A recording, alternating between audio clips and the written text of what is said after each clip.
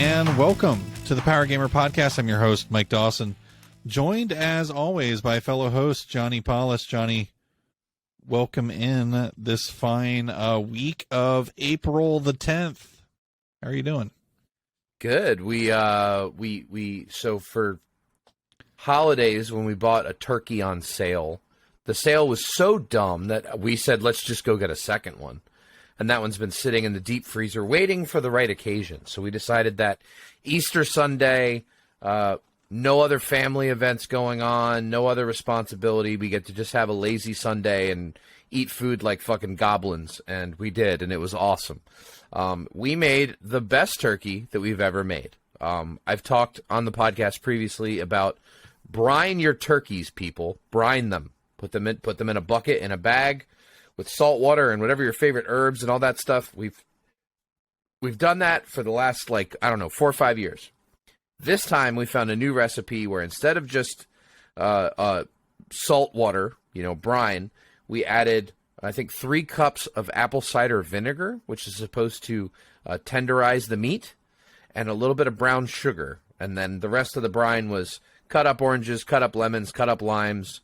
And then we took it out, and we put the herb butter under the skin, and it is, without question, the best turkey that we've ever made. It is so good. I got home from work today, and I immediately just opened the fridge, pulled out the turkey, cut off some slices, grabbed 3 pieces of bread, put them in the toaster, made myself a turkey club with avocado on it. Oh, my Lord. It's so good. Dude, leftover turkey's the best. I love turkey clubs. Me too. Bacon, yes. Lots Of course. bacon, lettuce, tomato, a fine slice of cheese. Yep. Cooper Sharp American is my choice. Yep.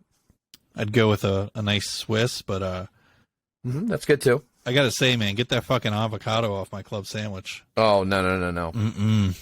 Avocado and turkey, those two go together very well. Get that avocado the fuck off my turkey sandwich. Okay, I am on the other side of the fence where you can put avocado on anything you like, and I'll be like, oh, I haven't tried avocado on this yet. Love avocado. It's such a weird flavor. It's great. Like guacamole is great, but it's because it doesn't taste like avocado. It's just avocado has gotten turned into a sauce of deliciousness. I've never been able to really put my finger on what it tastes like. It just kind of tastes like mush to me. It just tastes like an avocado. It's neither sweet nor bitter. It just is like Delaware. It's like rich and buttery. No, there's a yummy flavor to avocado. I don't get it. Man, I get it. Like, some people are obsessed with it, but I figure it's not that I can't eat it either. Like some people with cilantro, there's some gene where it either tastes amazing or it tastes like vomit. Tastes like soap. They say it tastes like soap. Mm-hmm. Yeah, I love cilantro, and I eat avocado. If I order a burger and someone slid an avocado on it, I'm going to take a bite, and I'm not spitting that bite out. Right. I'm going to rectify the fuckery before bite 2. Oh my God, no! I want avocado on every burger. I'm completely on the opposite side. Flick that shit to the dog, but guacamole's a different story, though. I love guacamole, but turkey clubs I can agree on. Just hold the avocado for me. Yeah, so it's an expensive ingredient. So if you make me a club sandwich at any point for any reason, over for a hang, whatever, just give that extra slice of avocado. Just put it on yours. It's like a gift. It's a gift that I don't love it. Okay. Exactly. Okay. All right. That's fair. I'm kind of jealous. You said you had a lazy Sunday. I did. I had a very lazy Sunday. It was awesome. You heathens getting to lounge around and relax. Yeah, no. I had to play 2 services on Sunday. Drug my ass out of bed at 7 a.m., packed up the bass, and went and played, for the 9:30, and then on 11 o'clock. Our church did 4 services, so 2 were with the band, so I had to do 2 of them. First one was kind of empty, and there's just a bunch of kids making a bunch of fucking noise, being assholes, and then the second one, it was completely packed. And the kids showed up again. They were like some part of the service or whatever, and no one had the heart to tell them to shut the fuck up. They're sitting in the back like with these things rattling, causing a racket. Everyone just, you see all the old ladies look back with a sharp glance and then look forward and probably say something like, "Bless their heart." Which is the polite Southern way of saying "what the fuck." Yeah. You can say anything after "bless their heart" and it becomes instantly unoffensive. Okay. That boy's dumber than bricks, bless his heart. Mm. See how it works? I see how that works. Yeah, that makes sense. Yep. Yeah. That's a thing. So yeah, those kids were noisy and uncouth, bless their hearts. Survived. There was no amazing polished prepared turkey waiting for me though. Afterwards, it was some ham. Ham's okay, but like, there's really only one day I want ham. It's Christmas. I really don't want ham unless it's Christmas. You don't have an Easter ham. You have a Christmas ham. Does that make sense? I wouldn't turn down an Easter ham. Nope, I'd be fine with that. Be fine with the Easter ham? Uh-huh. Yeah, I only want ham on Christmas, but that might just be me. I don't know. It's also good at breakfast time when presented as Canadian bacon. Right. I digress. Talking about food here, just nonstop to start off this week's episode. Everyone listening is like, dude, stop talking about food. You're making me hungry. Ladies and gentlemen, guys. Welcome in. Guys and gals. To episode 112. I'm going to be sure to sprinkle in comments about snacks this week throughout the episode. So okay, one may become ravenously hungry before it's done. I kind of want to go get some chips right now, but I can't really eat chips while you're on the microphone. Well, I didn't even mention the cobbler that we made. What's up with this cobbler? So it is like the most simple ghetto way to make cobbler. You literally just take canned fruits, right? Canned peaches, canned apples. Yeah. Throw them in a pan, and then take a box of cake mix and sprinkle it on top. Put it in the oven. That's literally it. Cake mix and canned fruit.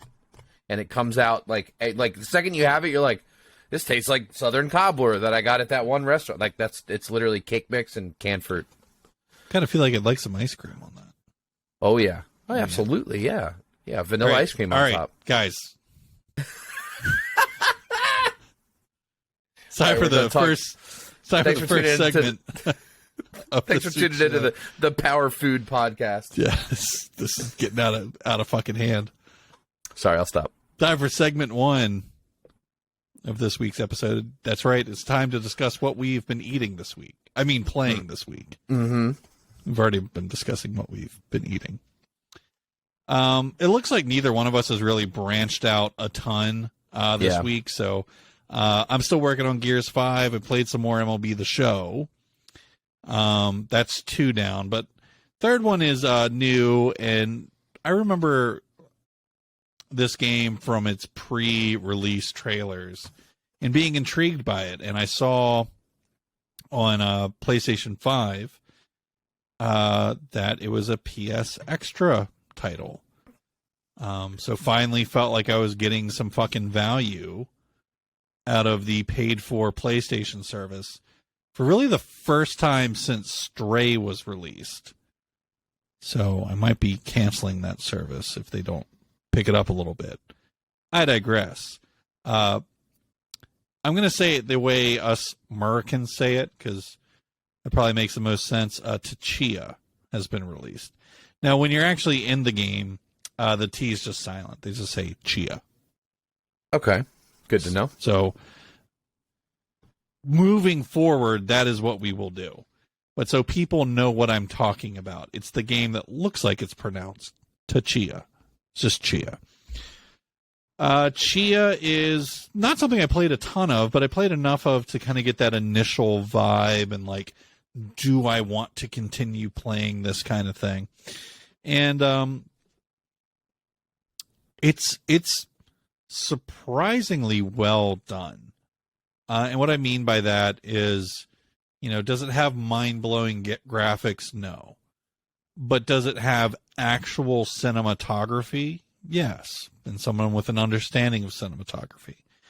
It has an actual musical score that's written to accompany the scenes as they're portrayed through the cinematography, which is really interesting for a game that, for lack of a better way of putting it, is a single-A game. Right. So I'm very impressed with it within the first 10 minutes of playing it. The game kind of starts off with a couple of fetch quests, just to, I guess, to get your bearing moving around. And it also has, I guess the right way to say it would be, optional rhythm game sections that actually get fairly complex. The first one, you're just brushing some leaves together to make a counter rhythm to the music. But it goes on for like 2 minutes. Like, it's a full song's worth of brushing those fucking leaves together. Later on, you get a ukulele. And I was surprised at how complex this was. It presented a wheel with all the different chords on a ukulele. Basically the whole, well, this is too complex for most of our listeners. Johnny, mostly, it basically had the whole circle of fists on it. And right.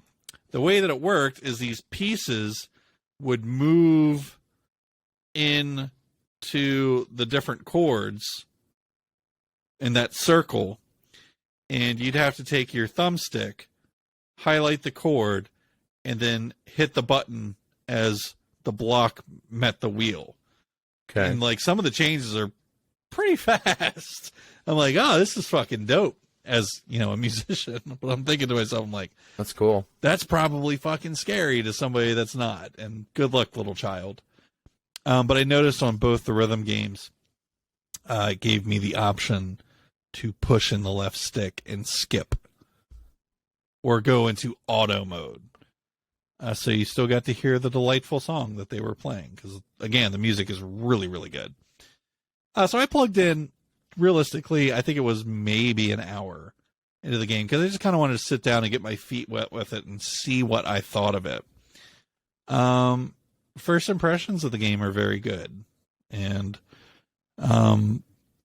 certainly in line with what I would say is the high expectation that the game presented for itself in its pre-release trailer. So definitely check out Chia if you have the chance, or if you looked at it and thought, I might want to buy that. I would say just go ahead and buy it.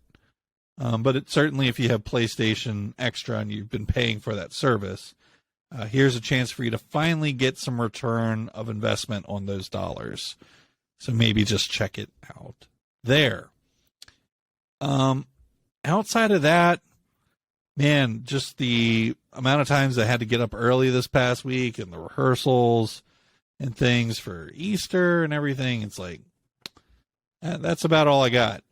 I'm going to fucking slay some games this week, though. Oh boy, let me tell you. You know why?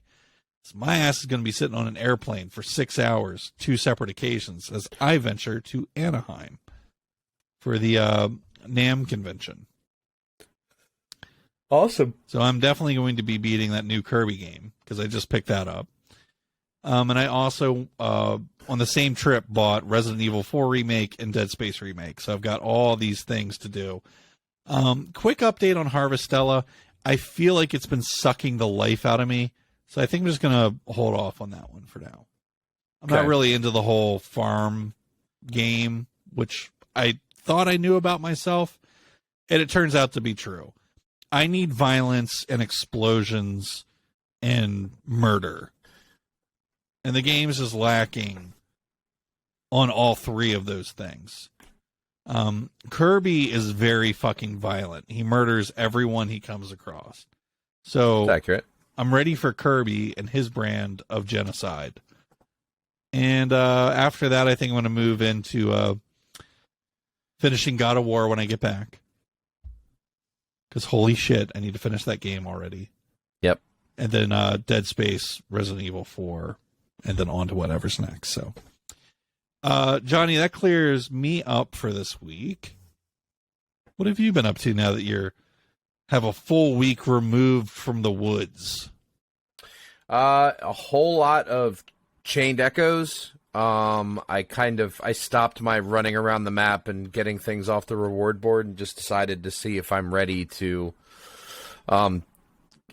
continue because I was getting, frankly, pretty bored with, the way the reward board works is there's all these different challenges, right? Kill 6 of these enemies, find all the treasure chests on this map, beat this world boss or whatever.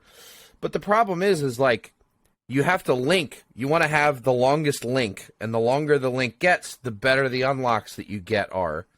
And there's a handful of them in the link where it's like, I have to find all 28 treasure chests in this one part of the map that's massively huge. And I sat here for 2 hours with a guide going, okay, there's one there, got that one. Okay, there's one there, got that one. What about this one? Got that. And forever. And finally, it was like an hour and a half in, I found one that I was like, this is fucking stupid. This is just dumb that I have to... Because it's not like you get anything like super value out of them. It's just to get it on the reward board. So it's like, I'm over that part of the game. So I'm moving on, continuing on with the story. Thankfully, nothing's really kicked my ass, so I think I might just be ready to keep on going. But I think I'm probably going to take that game down this week. Hogwarts Legacy, I have hit the 60-hour mark, and this game continues to be stellar. The side quests are awesome. It continues to surprise me. I know I've had really nothing but raves about this game. I do have one small gripe, one little comment that I've... Oh, can I guess what it is? What is it? Do you feel vehemently transphobic after playing this game? No, it's not that. Ah, shit. No, it's not that. No, no, really, my one gripe outside of the fact that J.K. Rowling is, getting money out of it, my other gripe with the game is that the way that the story progresses through these different side quests, right? So you have all these other students that are in the school, and they've all got different skins in different games. They all need help with different things, and there's different story arcs for all these different characters. And the thing that's sort of annoying is like you'll pull up your quest thing and be like, "Oh, I need to go back and talk to Sebastian." Okay, cool. Let me make that my active quest. And you get on your broom and you go fly out to wherever he's at, and he's like, "I figured it out. I've got a game plan. We need to do this. I'll let you know once I'm ready to go." Oh boy. And then you're like, okay. But I'm ready now. Yeah, exactly. And and the thing is like, I'm invested in the characters, I'm invested in the stories, I'm invested in the side quests. I wish it would take the Witcher 3 route where it's like, just make the side quests like chapters. Go, here's what we're doing. This is the arc. We're going to carry this to the end. And right now, a lot of these little side quests and shit, they really don't work that way. So it's kind of like, I've done this and I've done that and I've done this and I've done that, and then I get a notification that so-and-so's ready for me, and I go out and I have to like almost remind myself what the hell I was doing with that character. Like, it's because it's been, I don't know, 4 or 5 days since the last time I talked to them, and I'm like, oh, that's right, their sister's sick. Okay, I remember now.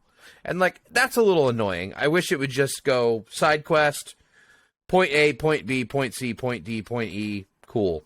That side quest is done, and a lot of them don't work that way. So that's a little annoying. But other than that, I mean, the combat just keeps getting better. The story keeps getting better. The side quests keep getting better, and I'm fucking in love with this game. It's awesome.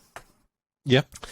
Lastly, I did spend some more time with Mario Rabbids Sparks of Hope, and this game is so fucking good, Mike. I think this needs to be on your must play. It's really, really, really stellar. I'm stunned at how fucking good it is. It's so much fun. Don't really have anything outside of that comment, but I'm amazed at how good the fucking game is. If anybody hasn't heard any hype on Mario Rabbids Sparks of Hope or played the first one and didn't think much of it, you should play the sequel because it's really, really good. Yeah, I wouldn't mind swinging back around to Hogwarts just for like a brief moment. Just a really brief moment. Sure. And that's just the 800-pound gorilla with it that continues to persist is, the whole Rowling Association and everything. And I've just got to say, kind of looking back on everything that happened, because it almost feels like we're kind of past it now where it's not hip or cool to like shit on this game anymore at this point, because it kind of proved it was bigger than that. Yeah. To some extent is the point behind the joke that I made is Johnny has sat and played the game 60 hours now. Mm-hmm. And he's not become an enemy of trans people as a result. Nope. It hasn't. I don't know where that narrative came from that if you play this, that you're that you become part of the problem. Because all it does is, I've been thinking about this over the weeks. I'm like, all it does is alienate your allies. Because I've kind of found that people like J.K. Rowling, right, in the internet war, she's impossible to win against because she doesn't give a fuck. She really does not. The only people that you can attack with a comment about, you're transphobic or you're homophobic and have them care that you said that is because they're not, or or that's not what they want to be. You know what I mean? Yep. Like if I said, Johnny, you're a raging homophobe, you'd be like, whoa, wait, what happened? Yep. What did I do? Because that's not what you want to be.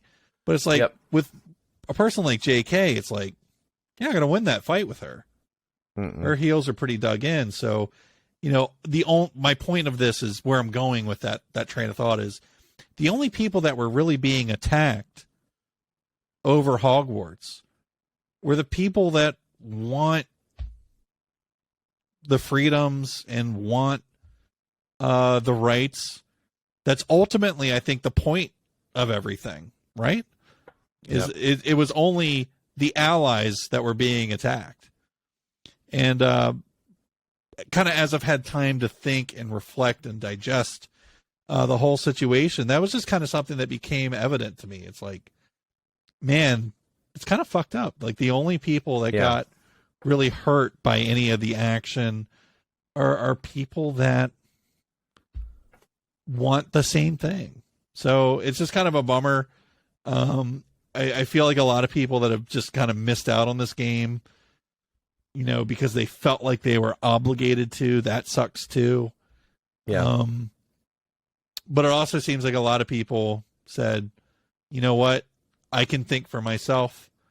And maybe that's the one positive takeaway here is a lot of people sat down and played this game and said, you know what, I can think for myself. I like Harry Potter. And that's where it starts and ends, man.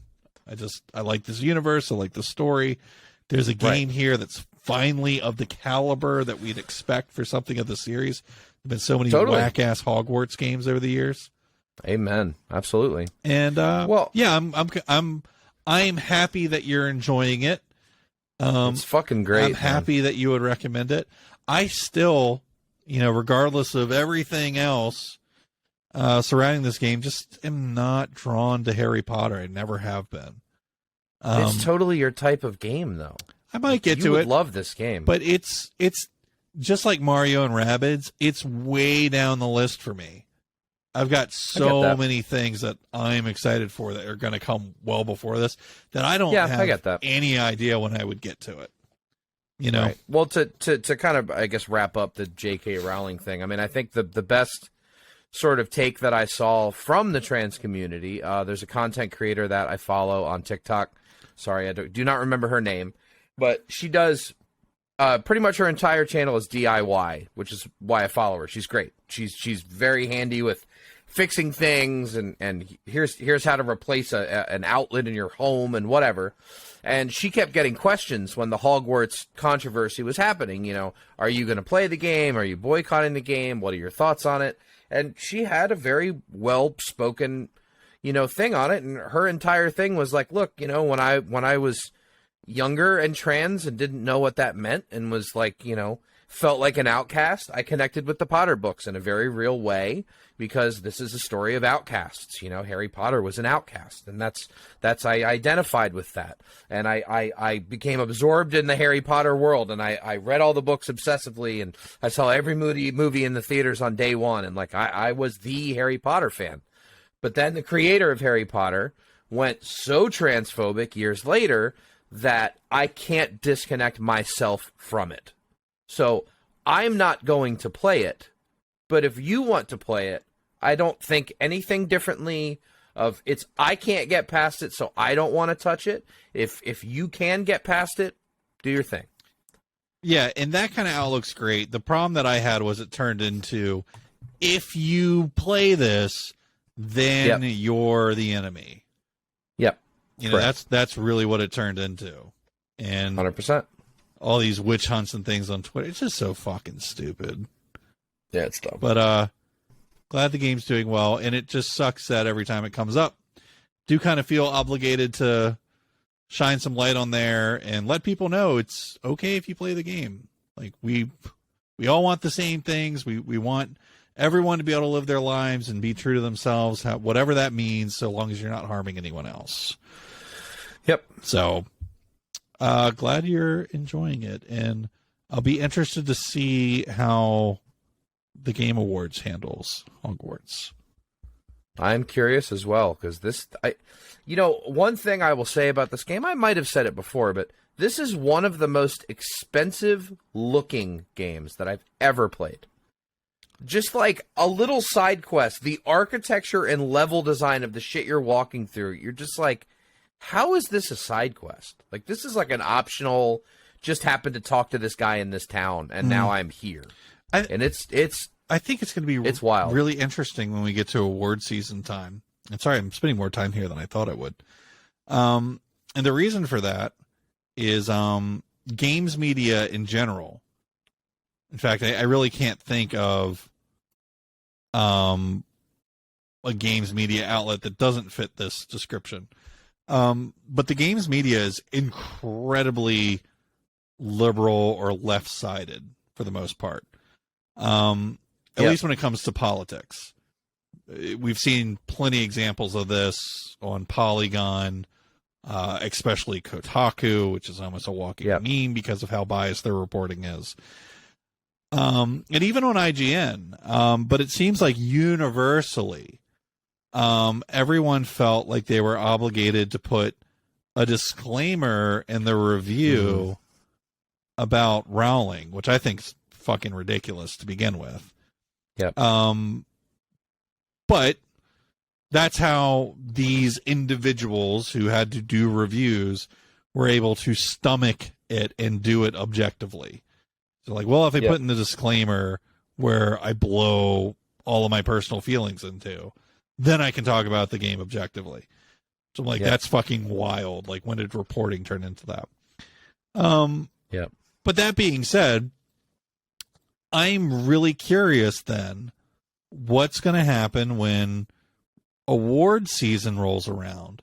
Like, are they going to call it Game of the Year, but before they march out the Avalanche team, they're going to have some person give their political statement on how they feel about J.K. Rowling? What are they going to do? I don't know. It's like they've set this precedent of having to do disclaimers now. So when they get to the Game of the Year thing, like, what the fuck is Jeff Keighley going to do? What's he going to do? He can't ignore it if has a legitimate game award thing. And I mean, no offense to 2023 so far, but it's been a pretty fucking tame year in terms of releases so far. Yep. And I mean, what's it going to be up against? You think this game can't go head to head with Starfield? I think it can. Yep. So, what do you think's going to happen, dude? How are they going to handle that? I got no idea. I guess time will tell on that one. I really have no idea. I mean, I think the smartest thing to do would just be do what you would have always done. Announce the categories, announce the winner, and move the fuck on. I mean, that's it. Can you think of how disrespectful it would be if people booed the Avalanche team as they come up to the stage to accept the award? It would happen. It would happen. Good grief. If they won, they're I mean, I'm not saying it'd be like a loud boo, louder than the cheers, but you'd hear some boos in the crowd for sure. Yeah, imagine booing a development team. Yeah, I know. For doing their job so well that they won a Game of the Year award. Crazy times we live in. That's going to be very interesting and certainly could fuel some further future episodes. Speaking of dumb shit happening in the gaming industry, let's turn our attention to Nintendo for a second. So, okay, there's this big story going around today because Nintendo is really pissed off that someone posted some pictures of the Tears of the Kingdom art book into a Discord channel, which of course got leaked to the entire internet. For those unaware, Nintendo is very strict against leaks and does not put up with that bullshit for a second. And they want to know who did this. So all we know at this point, right, is that the leak originated it's probably some poor kid. The leak originated from a Discord user, Julian, number 2743. Poor Julian. Leaked some photos of the Tears of the Kingdom art book. And now Nintendo has subpoenaed Discord, Nintendo of America, to try and obtain the name, address, basically all this person's contact info, so they can sue them.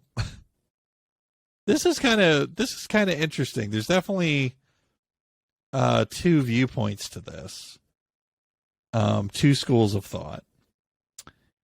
Johnny, I'm curious to know what your thoughts on this are. I would understand their urgency if somebody had leaked the source code to the game, and now I can go on a torrent website and download Tears of the Kingdom a month before it comes out and emulate it on my computer. That's file a lawsuit.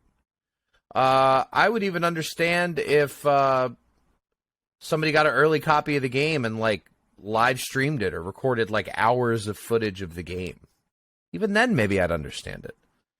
This is photos from an art book. That's it.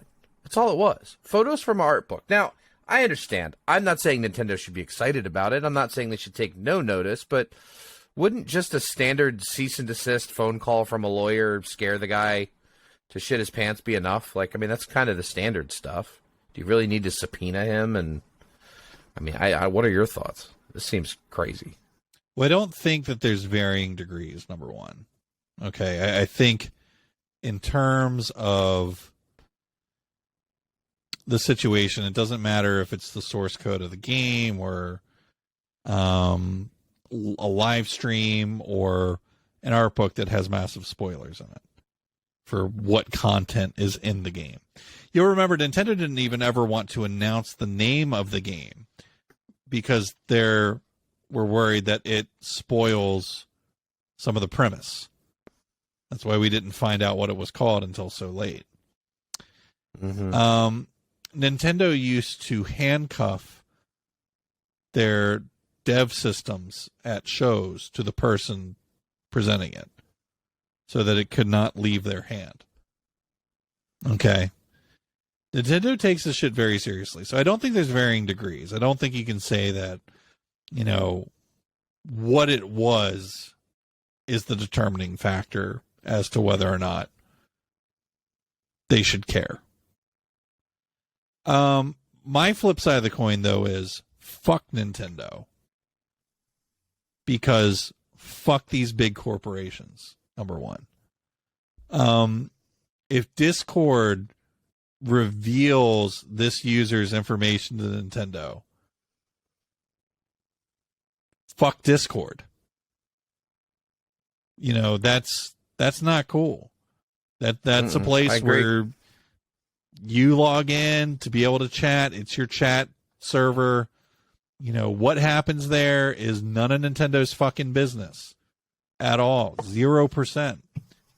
Nintendo needs to be looking at, how did that get out? Who had access to a camera in their room with that book? If you're worried about that shit, don't let people bring their cell phones into your building. It's on you to prevent this from happening. And that's why I say fuck these corporations anytime something like this comes up. It's your problem. And you're trying to make it somebody else's. Now you're trying to make it Discord's problem. It's your fucking problem. You should have caught this person in your building. This happened in your house. And you let it happen. Somebody took a picture of this that shouldn't have. And distributed it. That's Nintendo's fault, not Discord's. Well, and that was one of the questions I had is, most images have metadata linked to it already. Most smartphone photos, if you're not smart enough to go in and scrub that information, would tell you when the photo was taken and geographically the coordinates of where the photo was taken. So, in the example you're giving, if this art book is still at Nintendo HQ, they would be able to figure out the date and the time when it was photographed and go back through their video footage and go, oh, it was Steve the janitor. I mean, it's you could figure that out, right? Am I crazy?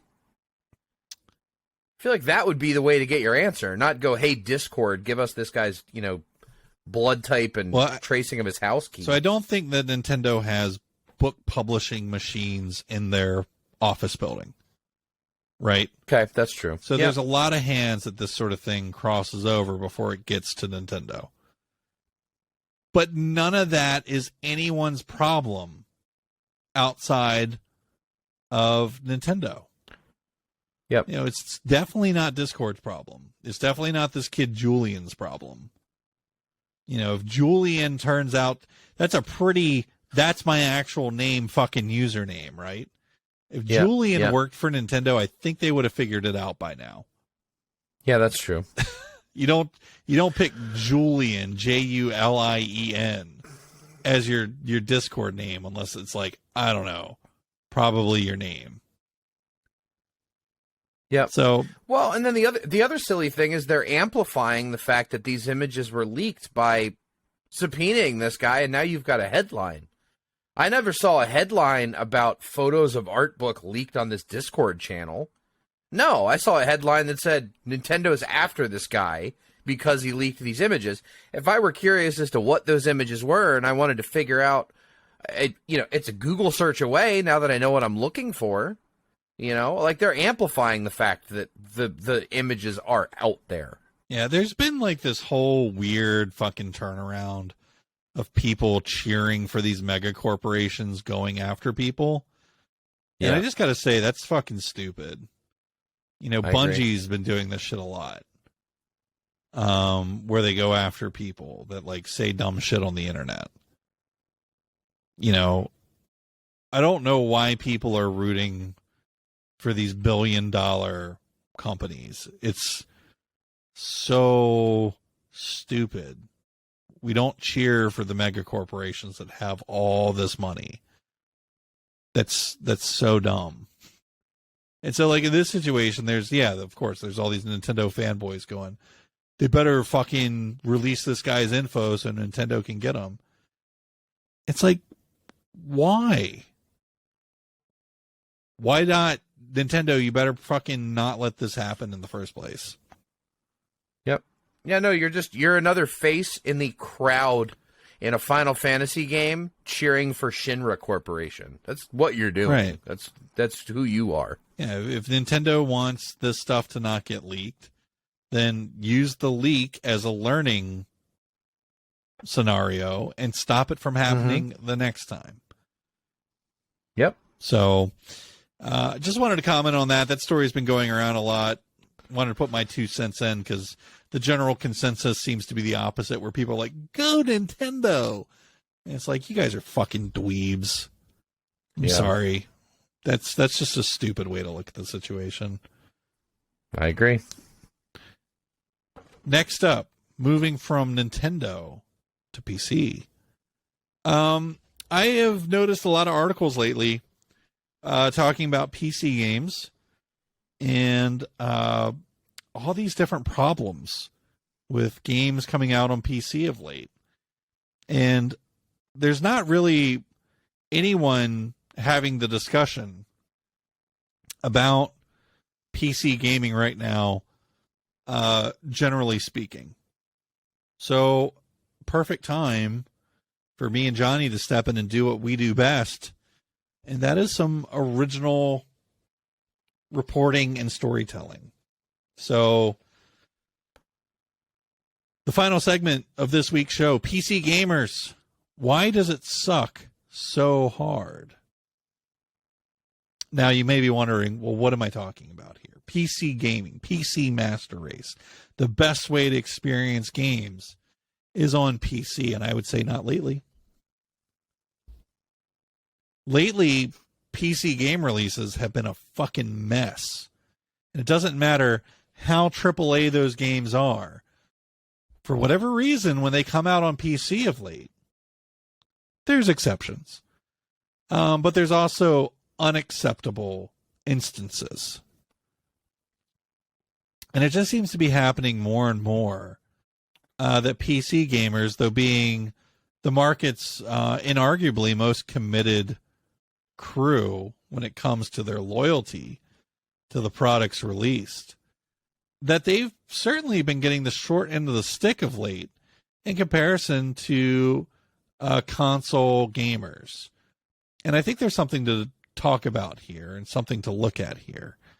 But before we can do that, I think it's maybe necessary to highlight what exactly I'm talking about, because you may be sitting there going, well, what's so broken? What's been coming out that's messed up? And, I'm sure everyone at this point has seen the chronicles of The Last of Us Part 1, and it just being basically a meme factory, but just horribly, horribly broken on PC, which really is disappointing, considering what a Naughty Dog stan your boy Mike Dawson is, because I'm a huge Naughty Dog stan. And there's no excuses on this one. I mean, Last of Us Part 1, did they even fucking play test it before they released it? And this isn't like a game that came out on PS5 and had a day one, like same day PC port. They had months after the fact, and they even delayed it. And then the game comes out, and it's still just laughably broken, and completely unacceptable. And that's just kind of the tip of the iceberg here. That brought my attention to it, is how bad Last of Us Part 1 is. And then I started thinking, I'm like, I've seen all sorts of things about PC releases lately. Forspoken, although not the best game, just received a patch that has completely broken it on PC to where people can't even play it. We documented last year's Game of the Year, Elden Ring, through Johnny's playthrough. and how miserably fucked that experience was. Well, guess what? It's no different now than it was then. It's still a choppy mess on the PC where people are going through all these weird hoops just to try and make it run acceptably. Callisto Protocol a few months ago had some of the worst, just weird, like frame stuttering issues that were making people sick almost. Halo Infinite, of course, was a well-documented mess on the PC. Besides games just generally being broken on release on PC or poorly ported, we're also seeing game install sizes swell to just absolutely ridiculous numbers. And Call of Duty series, of course, comes to mind. It's bad on console, too, with Call of Duty. But there's been a lot of articles this past week swirling around Jedi Survivor, the new upcoming game, released in what, I guess 18 days here, a couple of weeks? Yep, 18 days. That for console players, it's going to have a fairly reasonable install size of about 45 gigabytes. Johnny, how many gigabytes for a PC player? 155 gigabytes. Sorry, did you say 155 gigabytes? Yeah. So 15% of your terabyte drive. And we've kind of had to step back, right? Because I do play games on PC, but I'm a console first kind of guy. So I've always liked the console experience better, but I've got games I play on PC. Johnny is more of a resident PC gaming dude. And even just between us before we got on the show, there's several instances where we kind of had to step back and remind ourselves that, you know, even for how hardcore Johnny is, that there's a lot of people not quite on that same level in terms of like storage space available, in terms of the hardware that they go after, and in terms of their willingness to look for fixes on their own. So, Johnny, I guess I've said enough about this. We're all probably more curious what you have to say, agree, disagree, what maybe some of your outlooks are on currently the state of PC gaming here in 2023. So, what do you think about everything I've just said, more or less? Well, I mean, I feel like PC ports have always been kind of a toss up. And often if there's a game that I'm really interested in, and like most games nowadays, it's being released on everything, right? So it's coming out on PS5 and PS4 and Xbox One and PC and Switch. And I will go to PCGamer.com and I'll read their review, because they'll tell me what video card I should have to play it. They'll tell me what issues they encountered with the first patch. This is what gets you in trouble if you're a PC gamer and you just go read the IGN review and go, oh, sweet, it's a 9.5, I gotta go get it. And then you find out the PC port is bad. I remember the first PC port I ever got that was unfucking playable was Batman Arkham Knight. Batman Arkham Knight on my high-end gaming PC, it was 15 frames a second, and even then it would still stutter to 1 frame a second, 4 frames. I mean, literally unplayable. As far as what's going on now with these ports is I think we have to let the old generation die of consoles. I've said it before. I know you've said it before. I think continuing to make current releases come out the same day as, you know, how old is the PlayStation 4 now? That was 8 years? That was 2013, so it's 10 years old. 10 years old. So 10-year-old hardware. To release the same thing on 10-year-old hardware that's supposed to run optimally on my high-end PC, I think the biggest problem that I've noticed recently with these ports is that they put so much focus into developing the game on console because they know they're going to get more sales on console. They're probably going to move more units on console. So console, it's got to be good. I feel like PC players get the short end of the stick. But my theory of what's happening is that they're pushing so hard to get everything to 60 frames a second or 30 frames a second. They don't factor in that PC gamers don't play that shit. We want to play games at 100 frames a second, 120 frames a second. In a perfect world, I have a 144 refresh rate on my monitor. If I can find a way to tweak a couple settings down and get the game to run at 144, I will. That's what I want. I want maximum frames. And I've found with a lot of these games that run really poorly, if you go in and you turn vertical sync on and you just lock it at 60 frames a second, often those problems go away. Now, I haven't messed with The Last of Us Part 1 because I heard it's a bad port. I haven't messed with Callisto Protocol because I've heard it's a bad port. But, you know, I guess the one bit of credit I will give PC users, though, is whether the developer takes it upon themselves and holds themselves accountable and fixes their problems or not, PC users will figure it out eventually. They will figure out how to get into the config file and load this file in there, go into this folder and delete that file and open this zip file and drag this one in, and that'll fix your stuttering issue. Like, PC users will figure that shit out. So that's the one good thing, but, you know, unfortunately, we shouldn't have to. No, certainly not. And, VSync is not fixing Last of Us, unfortunately. It's Got it. One of the bugs with it, which apparently has been addressed as of this morning, is your characters would randomly look like buckets of water were poured on them. I've seen that bug, yeah. Yeah, just all... Everything looks like a water painting, like a watercolor painting almost. Like, you know how the game has textures for, like, if you've jumped in water? Yeah. Literally that, just at random.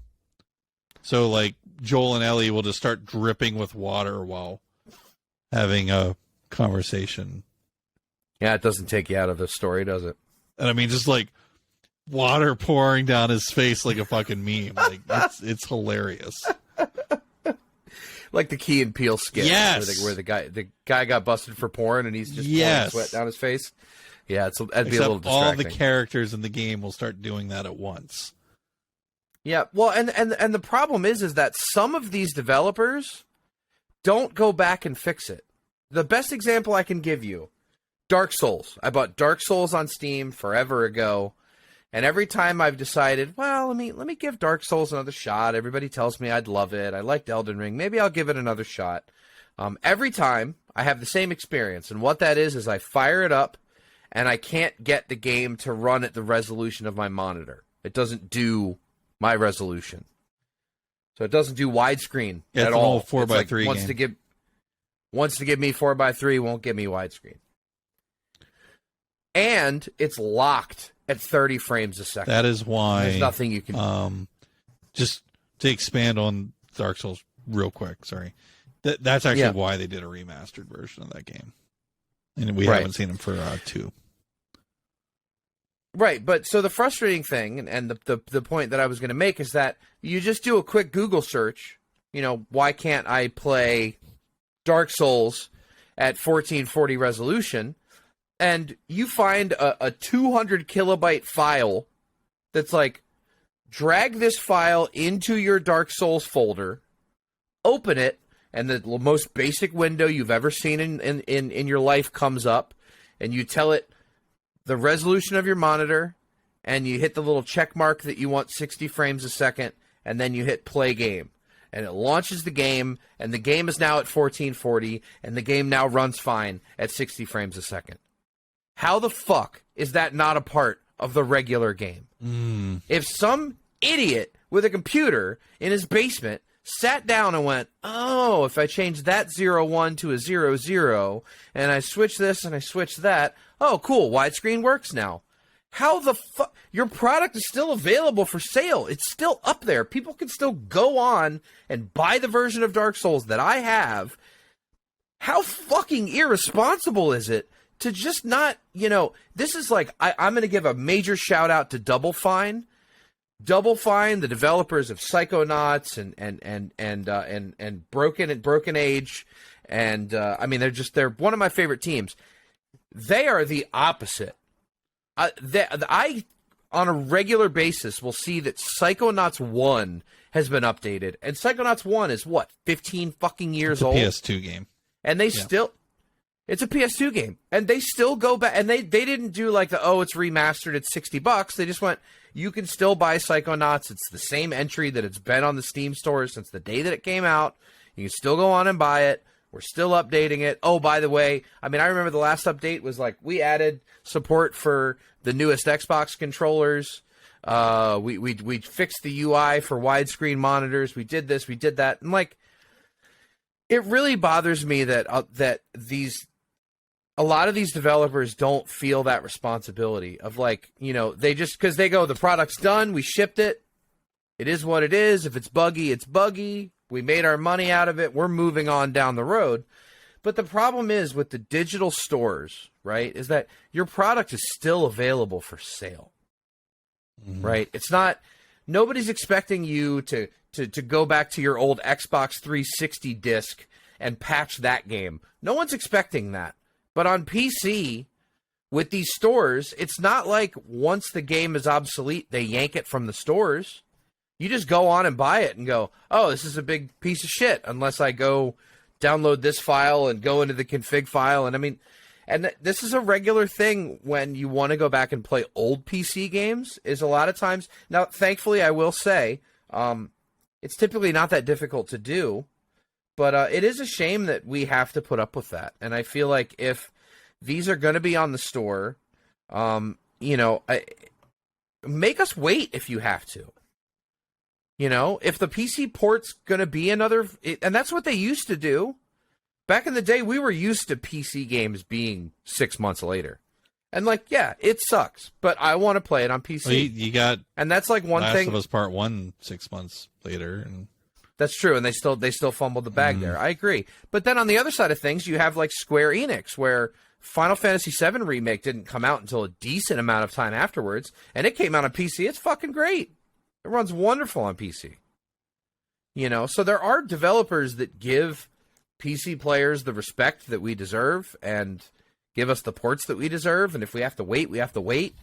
There are also the developers that hold themselves accountable and continue to update their games. Witcher 3 just got a massive HD texture update and added ray tracing and yada, yada, yada, and they didn't charge anything for it. Quake had a massive upgrade where they added a whole bunch of bonus levels, and they made it so that online multiplayer just works within the game. Like, by the way, if any of you remember Quake and remember Quake being really fun, I remember when you wanted to play it online, you had to, like, open the browser and look through the list of servers and see how many players were on each server and what the ping was and pick which one you wanted to join. You can do all of that in the game now, and you can buy Quake for probably $5. And Quake is still really fun to play.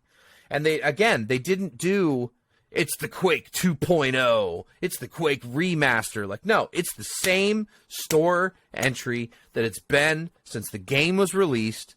And they just go, hey, we did this. Thanks for buying our game. We fixed it for you so you can keep playing it on your new computer.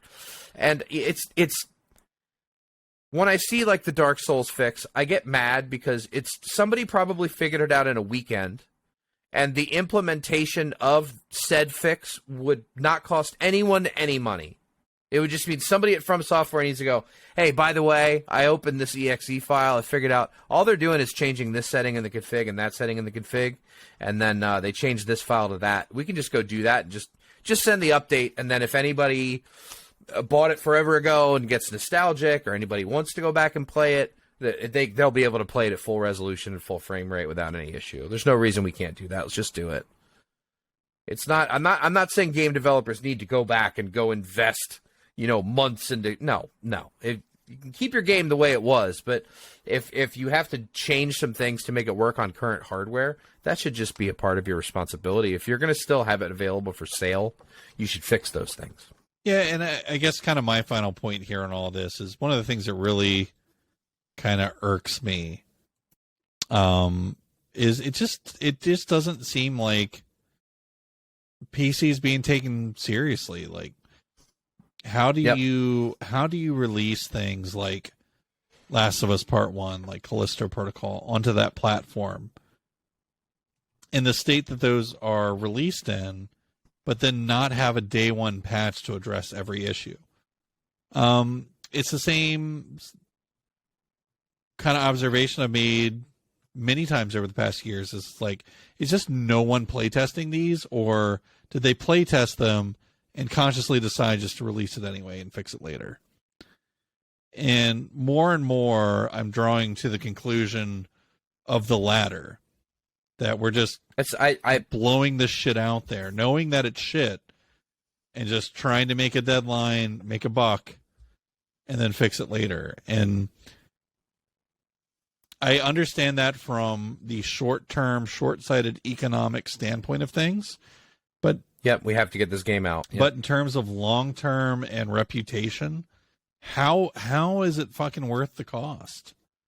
Like, is there just no repercussion to this, to the extent that that is where we're at?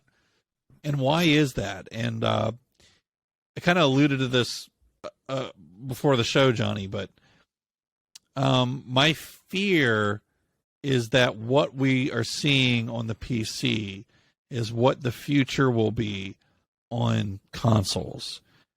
My fear is that this is what an all-digital marketplace looks like. Because we're not ever having to commit to putting anything on a disc or a cartridge. So this is just where PC gaming's at. You know, their physical releases for PC do actually still fucking happen.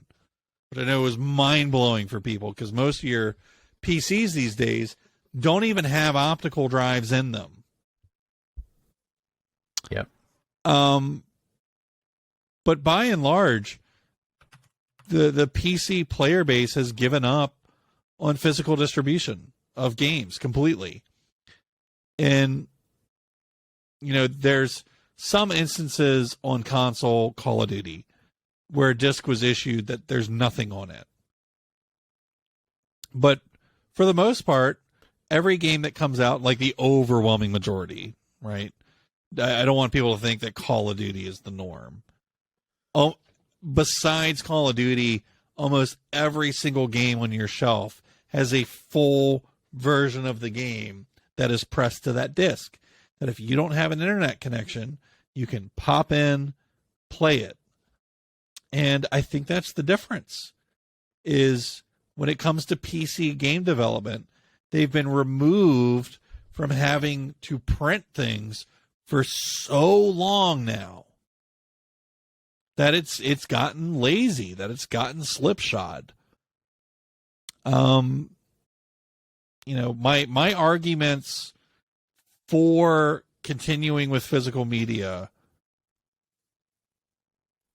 they do weaken as time progresses.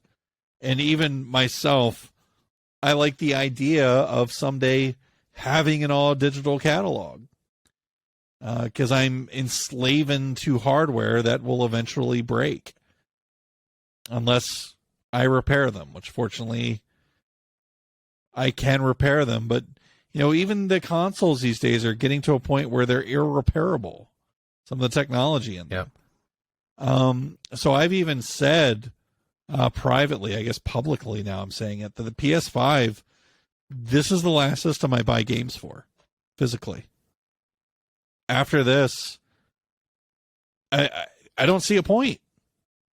You know, yeah. It's either the market turns on its head and goes really back towards physical, which I don't see happening. No. Or this should be the last system that I support buying physical games for. For many reasons. I mean, space is one of them, but also, they don't build them like they used to. You know what I mean? I've got game systems from fucking 1985 and game cartridges that still work fine. But, you know, as we move into this optical generation, yeah, the stuff doesn't last and it doesn't want to be fixed. So at some point, you know, the consumer is going to lose. But I don't understand why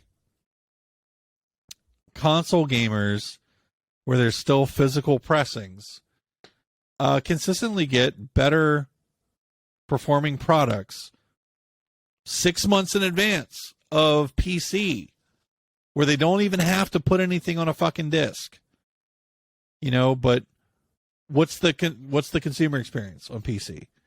You know, I've got Last of Us Part 1. I bought it day one, physical, $70.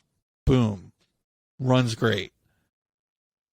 Versus someone who buys it on PC. Well, there's no physical, so I bought it digital. Day one, $70. What the fuck did you pay for?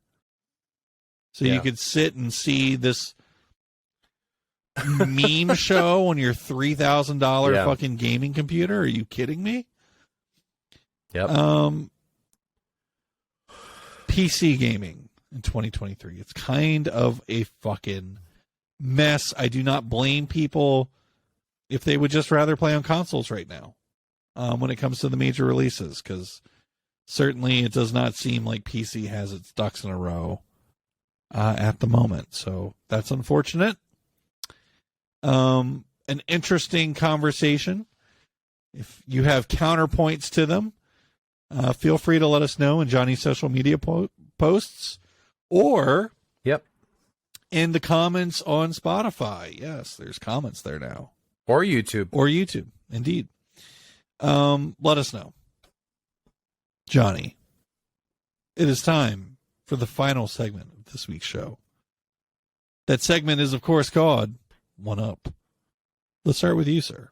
What's your one up for this week? Sure. Mine is a status update for emulating Switch games on PC.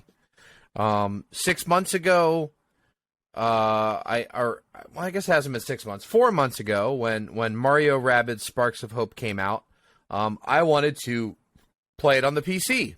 I wanted to emulate it on the PC. Would not run. Couldn't figure out why. Had tons of issues. Wouldn't run. Also wanted to try Pokemon Scarlet. Wouldn't run.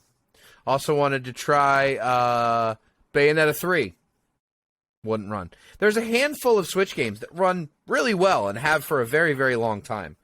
But I hadn't really fired up the emulators in a while. It's been several months since I've messed with them.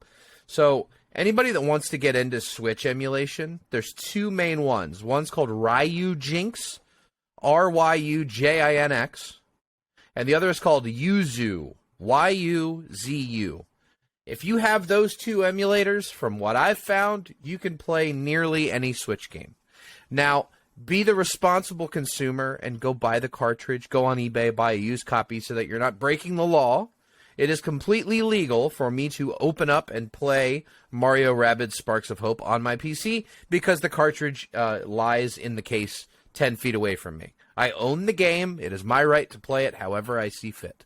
But anybody that's interested in emulating Switch games on PC, if you have a 2080 or above, no, I'd say 1080 or above, it's gotten to the point where most of them work. You know, I played Metroid Dread on PC all the way through, no problems.